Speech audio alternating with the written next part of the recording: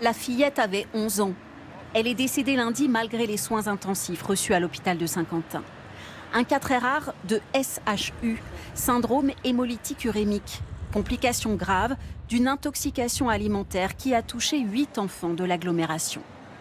Le décès de cette petite fille, c'est absolument dramatique. Il y a un émoi qui est très important et c'est tout à fait normal. On pense aussi très fortement aux familles des autres enfants qui sont hospitalisés. Entre le 13 et le 18 juin, 7 autres enfants de 1 à 12 ans ont présenté des symptômes de diarrhée sévère.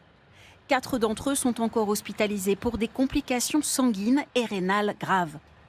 La conséquence de l'ingestion d'un aliment contaminé par une souche dangereuse de la bactérie Escherichia coli. L'aliment est dans l'intestin, il produit la toxine, ça donne la diarrhée sanglante, et puis après, il y a le passage dans le sang.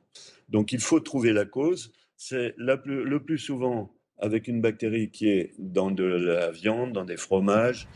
À ce stade, on ignore ce qui a pu contaminer les enfants. Ils ne fréquentaient pas les mêmes écoles ni les mêmes cantines. Ils n'ont pas fréquenté de restauration collective, ni restaurant, ni restauration collective en commun. Ils n'ont pas pris de repas en commun. Ce qu'on continue à faire, c'est d'être en contact très régulier et très rapproché avec les familles pour essayer de retrouver tous les points communs entre ces enfants. Donc c'est les lieux de restauration, mais aussi les lieux de course, tous les lieux de fréquentation et les événements qui peuvent avoir eu lieu dans les 7 derniers jours qui ont précédé la survenue de leurs symptômes. Les autorités rappellent de bien cuire les viandes destinées aux enfants et de consulter rapidement un médecin en cas de diarrhée suspecte. En France, 100 à 165 enfants par an sont victimes du syndrome hémolytique urémique.